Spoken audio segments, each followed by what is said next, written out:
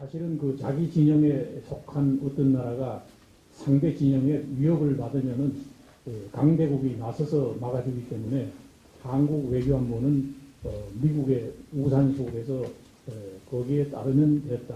그런데 신냉전 시대에 오면은 이 상황이 굉장히 달라졌습니다. 달라졌음에도 불구하고 우리의 그 외교안보 전략과 정책의 수립 시행이 냉전 시대에 관행에서 벗어나지 못하고 있다. 이 한국이 옛날부터 뭐 그런 문제가 있었습니다만은 그래서 이 지정학적 특수성을 고려하지 않는 외교안보 전략이 항상 그 전략적 디레마 심각한 문제가 있다.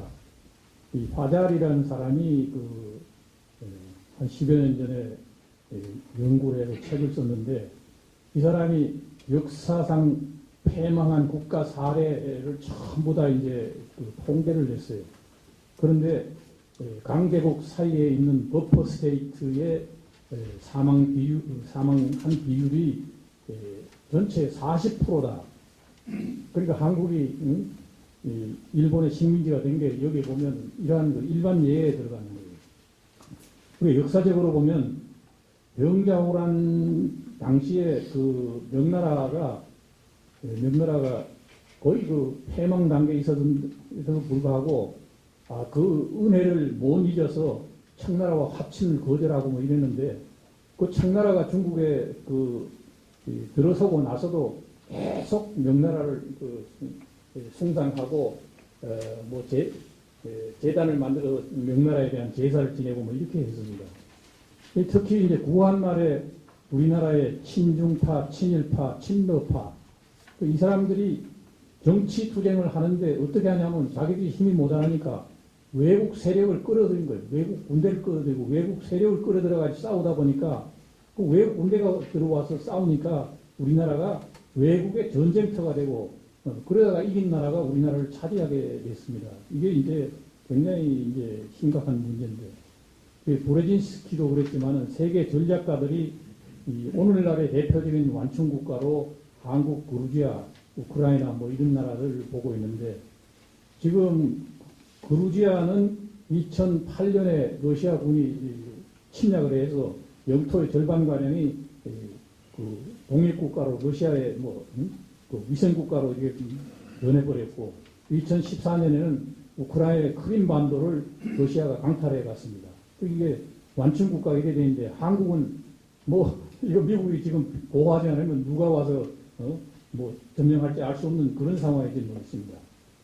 그런데 중국이 급부상하면서 한국은 미국과 중국의 중간지대 쟁탈 대상이 되고 있다. 그래서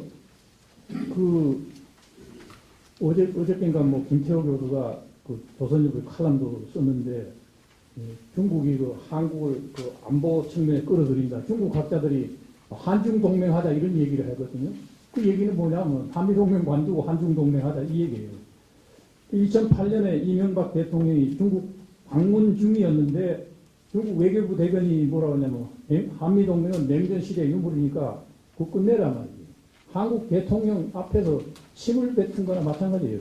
이건 지금 한국의 주권을 무시했는데 이거 깡그리 우리가 다 잊어버리고 그냥 있었죠. 근데 지금 문제는 뭐냐면 저는 아주 세종연구소에 있을 때부터 무슨 얘기를 했냐면은 배우리가 뜨뜻한 데 있으니까 거기 좋아서 있다가 나중에 베어 죽는다 이런 말 있어요. 우리가 중국 시장에서 돈 벌고 그러니까 중국이 좋다고만 기업들이 가고 계속 이래가지고 중국의 경제 의존도가 엄청나게 됐는데 지금 뭐냐면 중국이 그 경제를 무기로 해서 한국을 지금 목을 조이고 있습니다. 그 중국의 무슨 소리냐면 이상공정 그래가지고 경제력으로 정치적인 목표, 안보 목표를 공략한다 이런 얘기예요.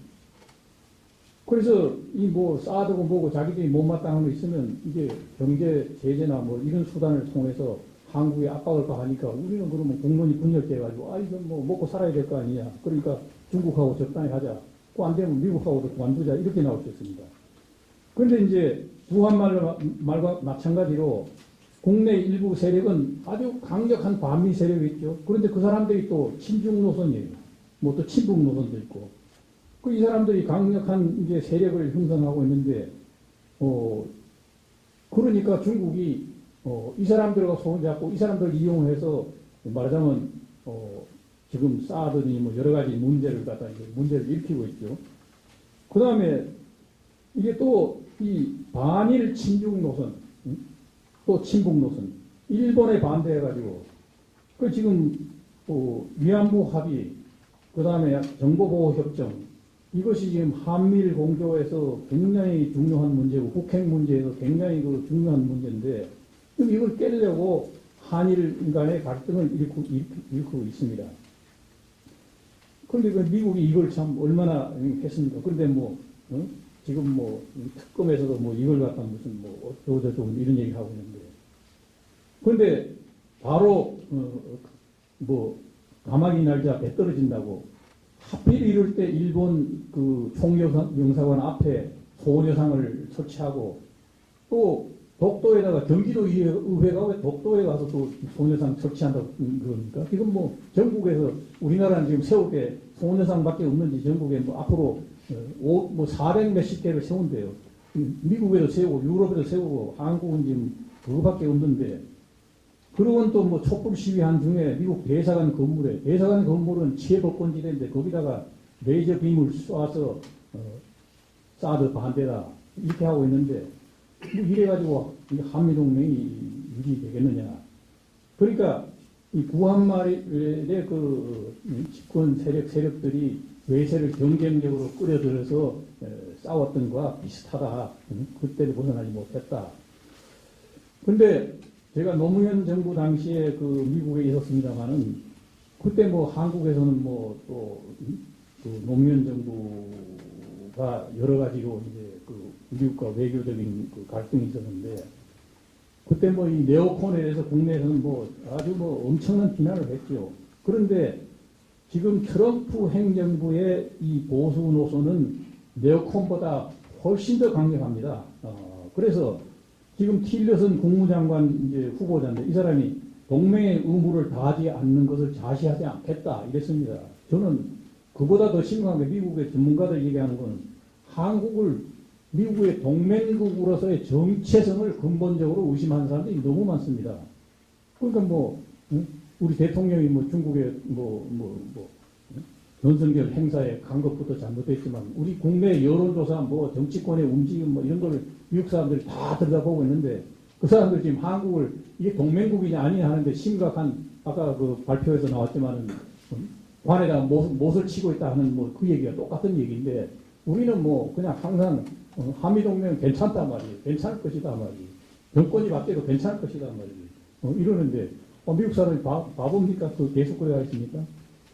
그런데 앞으로 그 중국을 지금 타겟으로 미국이 하고 있으니까 미중 간의 이제 긴장이 높아질 것이고, 그래서 이로 인해서 북핵 그 국제 공조가 어려워질 것이고, 이로 인해서 한국은 더욱더 어려운 이제 디레마에 빠지고 중국의 그 압력에 직면하게 되는데, 그 미국은 한국의 움직임을 예의주시할 수밖에 없습니다.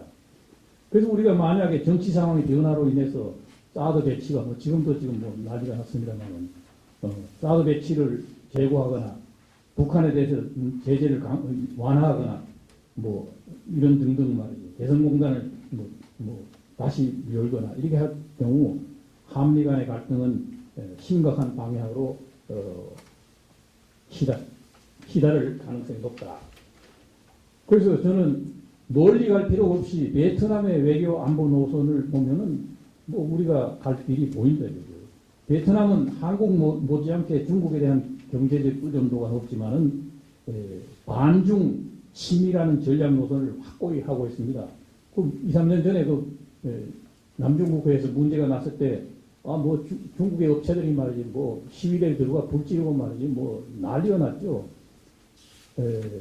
그런데 여기에 대해서 중국이 뭐 전쟁을 했으면 어떻게 했습니까? 왜냐하면 베트남은 국론이 완전히 통일되어 있기 때문에 똘똘 뭉쳐서 중국에 대결하고 있거든요. 그러니까 이걸 건들면 뭐 해결을 안 되고 뭐 중국이 골치 아프니까 안 건드려요. 그건 우리는 갈라지가 싸우니까 그러니까 이건 얼마든지 건들 소리가 있단 말이에요. 그리고 자기들 원하는 대로 정권이 바뀔 수도 있다. 그래서 미국은 베트남의 적국이었지만은 베트남이 감정보다는 실비를 중시해가지고 이런 그 미국과 전략적 협력을 하고 있는데 한국은 여전히 일본에 대한 민족 감정에서 벗어나지 못하고 있다. 뭐 이런 면에서 한국이 이 지정학적 그 취약성과 그 외교안보 전략 이거 지금 미국에 의존하고 남이나라에 의존하고 할 게 아니라 우리 차원에서 우리가 본다면은 이 문제가 저는 가장 중요하다고 생각했습니다. 이상입니다.